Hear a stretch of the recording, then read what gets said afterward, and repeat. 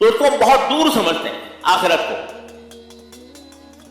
اور چونکہ دور سمجھتے ہیں لہذا غفلت میں مبتلا ہو کر زندگی گزارتے رہتے ہیں۔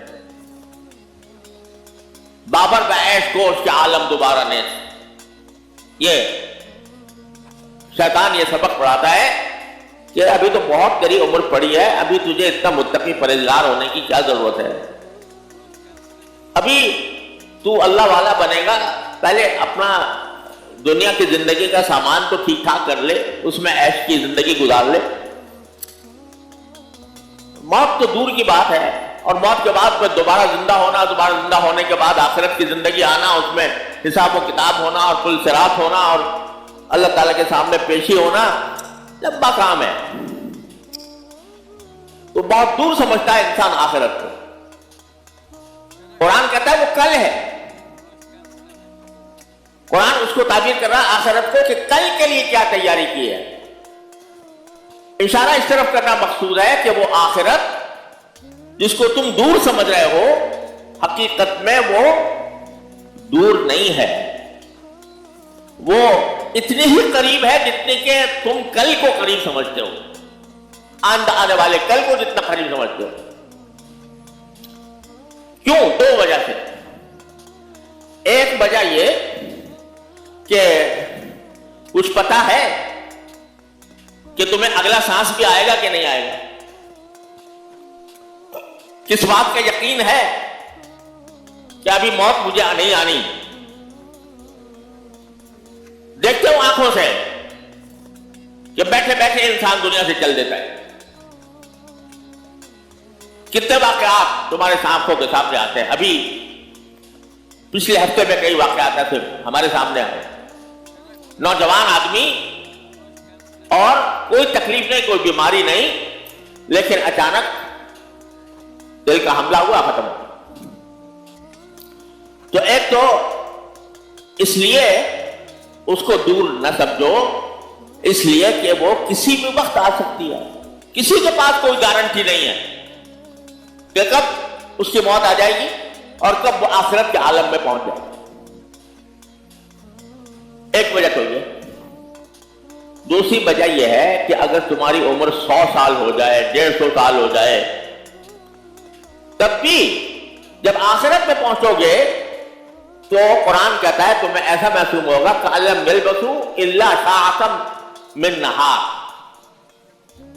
اور دوسری جگہ پر فرمایا عَشِيَّةً أَوْ ضُحَاهَا، یعنی وہاں جانے کے بعد تمہیں ساری اپنی زندگی، دنیا کی ساری زندگی ایسا لگے گا جیسے 1 گھنٹے میں گزر، ایک ساعت میں گزر گئی، جیسے ایک صبح تھی یا ایک شام تھی، بس اس سے زیادہ تمہیں معلوم نہیں ہوگا۔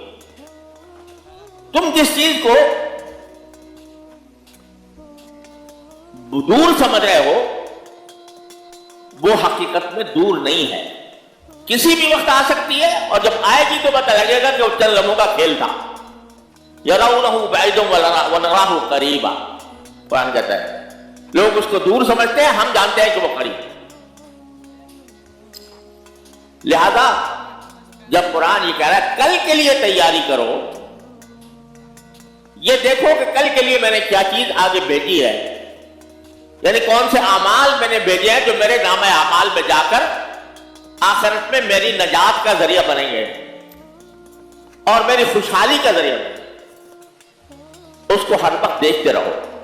بل تنظر نفس ما قدمت لغد، یہ الفاظ قرآن کریم نے استعمال فرمائے کہ کل کے لیے تیاری، اور کل سے مراد آخرت۔ تیاری کل کے لیے کس طرح کرو، اس کا ایک بہترین نسخہ نبی کریم سرور دو عالم صلی اللہ علیہ وسلم نے ایک حدیث میں ارشاد کیا۔ رسول کریم صلی اللہ علیہ وسلم کا ارشاد ہے کہ اغتنم خمسا قبل خمس، عجیب نبوت کے نور جس سے جھلک رہا ہے وہ الفاظ ہیں کہ 5 چیزوں کو 5 چیزوں سے پہلے غنیمت سمجھو،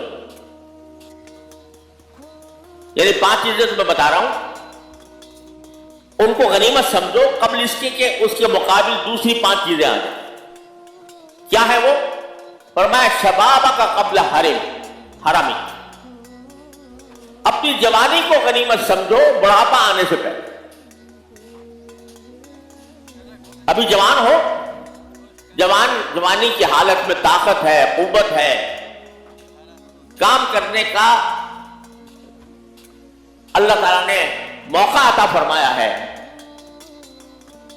لیکن انسان غفلت میں پڑا رہتا ہے کہ بھئی ابھی تو میں جوان ہوں، لہذا مجھے کچھ اتنی زیادہ فکر کی ضرورت نہیں ہے، ابھی تو میری عمر بہت بڑی ہے اور بڑھاپا آئے گا تو اس میں دیکھے جائے گا. جوانی کو آدمی غفلت میں گزار دیتا ہے، اور غفلت میں گزارنے کی بنا پر وہ سامان تیار نہیں کرتا جو آخرت میں انسان کی خوشحالی کے لیے ضروری ہے.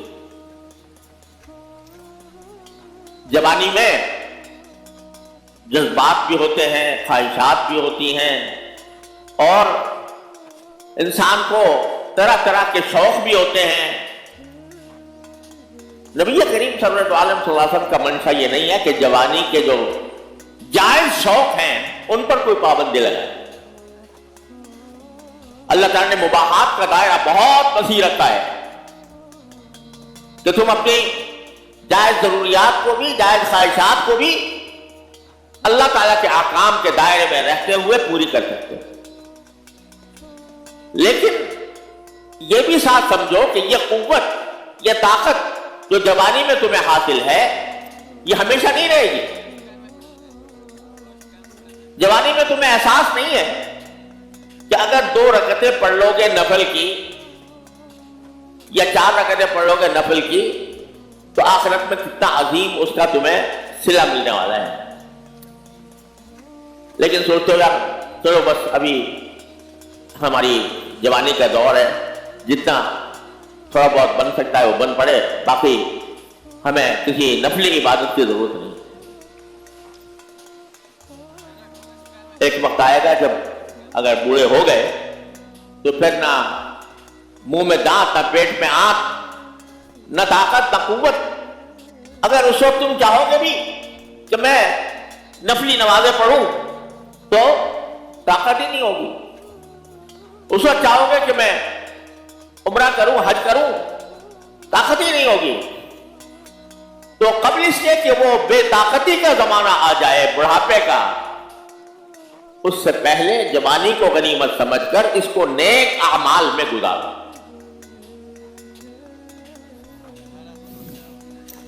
اگر نماز کے پابند نہیں ہو، نماز کے پابند ہو جاؤ. اگر جماعت کے پابند نہیں ہو، جماعت کے پابند ہو جاؤ. اگر اللہ تبارک و تعالیٰ کے حکم کی اطاعت میں روزے نہیں رکھتے، اس کی روزے کی احکام کو نظر انداز کرتے ہو، تو جوانی کی طاقت سے اس روزے کا فریضہ ادا کرو. زکوٰۃ فرض ہے تو زکوٰۃ ابھی ادا کر دو قبل اس کے کہ بڑھاپے کا وقت آ جائے، اور جب اس وقت فکر ہو کہ میں دنیا سے جانے والا ہوں، میرے ذمہ اتنی زکوٰۃ واجب ہے، اس کا حساب کیسے لگاؤں اور کس طرح دوں. حج فرض ہے اور یہ دماغ میں بیٹھا ہوا ہے کہ میں جوان ہوں، ابھی جوانی میں کیا کرنا ہے، ذرا اور عمر گزر جائے، فلاں فلاں کام کر لوں تو پھر حج کروں گا. ارے بھائی پتہ نہیں جس وقت تم حج کرنے کا ارادہ کر رہے ہو تب تک جیو گے کہ نہیں جیو. اور اگر جی بھی لیے تو بڑھاپے میں جا کر جو ہے وہ حج کی مشقتیں جوانی میں آدمی آرام سے جھیل جاتا ہے، لیکن بڑھاپے میں وہ مشقتیں اٹھانا مشکل ہو جاتا ہے. تو رسول کریم صلی اللہ علیہ وسلم فرما رہے ہیں کہ جوانی کو غنیمت سمجھو بڑھاپے سے پہلے. جب بڑھاپا آ جائے گا تو اگر اللہ تعالیٰ کی عبادت کرنا بھی چاہو گے تو تمہارے اندر طاقت نہیں ہوگی. اس سے پہلے تمہیں طاقت ہے، اس طاقت کو استعمال کرو، اللہ تعالیٰ کی اطاعت میں استعمال کرو. اتنے نیک کام ہیں، ان نیک کاموں کے اندر اپنی جوانی کی طاقت کو استعمال کرو، خود بھی عمل کرنے میں، دوسروں کو عمل کرانے میں، دوسروں کو دین کی دعوت دینے میں، اس میں استعمال کرو۔ اپنے اوقات کو اس مصرف پر لگاؤ، اور ایسا لگاؤ گے تو یہ ہے تیاری جس کو قرآن کہہ رہا ہے کہ تم نے کل کے لیے آگے کیا بھیجا۔ تو ایک تو یہ فرمایا کہ جوانی کی کو غنیمت سمجھو بڑھاپے سے پہلے، دوسرا فرمایا وصحت قبل سقم، اپنے صحت کو غنیمت سمجھو بیماری سے پہلے۔ اگر صحت مند ہو، کوئی بیماری نہیں ہے الحمدللہ، تو اللہ تعالیٰ کا شکر ادا کرو اور اس صحت کو استعمال کرو اللہ تعالیٰ کے مرضیات میں، ان کاموں میں جو اللہ تعالیٰ کو راضی کرنے والے، ان کاموں میں جو تمہارے لیے آخرت تک کام آئے، جو تمہارے نام اعمال کو وزنی کرے،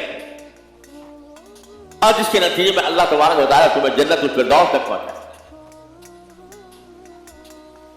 صحت کو اس کام میں استعمال کرو قبل اس کے کہ بیماری آ جائے، قبل السقم، بیماری آ گئی تو آدمی اگر کچھ عمل کرنا بھی چاہے بیماری کے اندر تو کرنے سے معذور ہو جائے گا، نہیں کر سکے گا۔ اور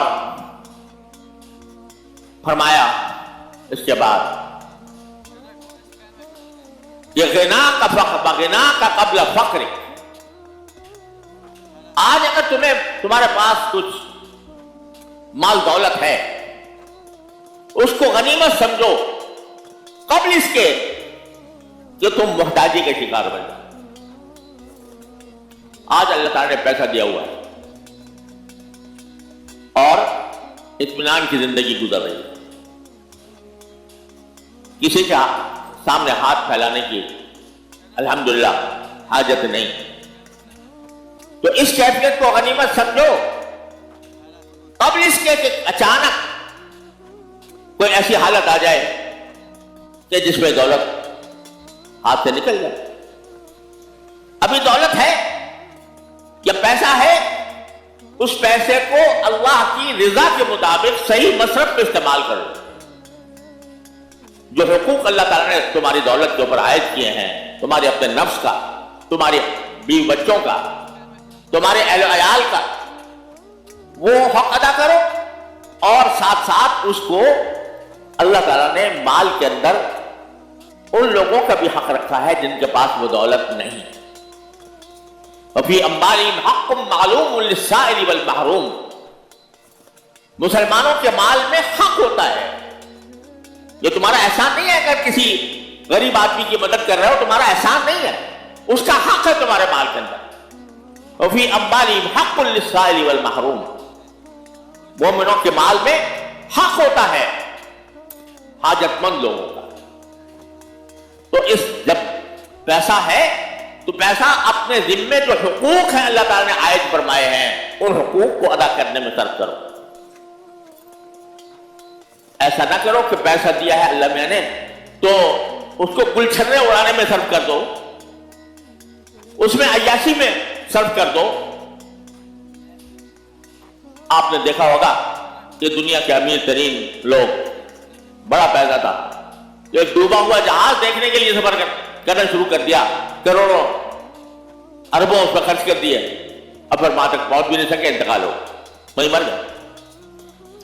تو پیسہ اللہ نے دیا ہے تو اس پیسے کو غنیمت سمجھو کہ اللہ کی نعمت ہے، میں اس پر شکر ادا کروں، اس کو اپنے ذمے جو حقوق ہیں ان کو ادا کرنے میں استعمال کروں، اور جو لوگ اس سے محروم ہیں ان کو ان کی مدد کرو، جو مصیبت زدہ ہیں ان تک پہنچاؤں۔ آج فلسطین کے مسلمان جس ثابت قدمی کے ساتھ بھوک کا، فقر و فاقے کا مقابلہ کر رہے ہیں، اللہ کے خاطر کر رہے ہیں، تو ہم عیاشی کرتے رہے اپنے پیسوں سے، اور ہمارے مسلمان بھائی بہنیں اور بچے وہ کفار کے ہاتھوں شہید بھی ہوتے رہے اور ان کو بھوک اور پیاس اور امراض کا نشانہ بنایا جاتا رہے اور ہم اپنی عیاشی کرتے ہیں. تو غنا کا قبل فقری، اپنی دولت کو، اپنے پیسے کو غنیمت سمجھو محتاجی آنے سے پہلے، کہ اس کو صحیح مصرف میں استعمال کرو. وہ فراغ کا قبل شغل، چوتھی چیز فرمائی کہ اپنے فارغ ہونے کو غنیمت سمجھو مشغول ہونے سے پہلے. اگر تمہارے پاس کچھ وقت فارغ ہے، یعنی تمہاری ضروریات جو زندگی کی ہیں اس سے فارغ ہے، فرض کرو تم تاجر ہو، تجارت کرنے سے فارغ ہے، تم کسان ہو تو زراعت کاشتکاری سے فارغ ہے، تم ملازم ہو تو ملازمت سے وقت گزارنے کے بعد وہ وقت تمہارے پاس فارغ ہے. اس فراغت کو غنیمت سمجھو. کیا غنیمت سمجھو؟ کہ اس فراغت کو بیکار کاموں میں استعمال کرنے کے بجائے اس کو اس کام میں استعمال کرو جو تمہیں آخرت میں فائدہ دے. ما قدمت لغد، جو کل آنے والے کل یعنی آخرت میں فائدہ دے. عجیب نبوی حکمت ہے. انسان جو غفلت کا شکار ہوتا ہے وہ انہیں چیزوں سے ہوتا ہے کہ جوان ہے تو معلوم ہوتا ہے کہ بس یہ جوان رہوں گا، ابھی کیا منہ میں پڑی ہے. صحت ہے تو بس غافل ہے اس بات سے کہ کبھی بیماری بھی آ سکتی ہے. پیسہ ہے تو غافل ہے اس بات سے کہ کبھی محتاجی بھی آ سکتی ہے. ایسے ایسے دنیا کے اندر مثالیں موجود ہیں، ہماری آنکھوں نے بھی دیکھی ہیں کہ پیسے کی فراوانی ہے، دنیا رش کرتی ہے کہ اس کے پاس اتنا پیسہ ہے، لیکن جب اس کو غلط استعمال کیا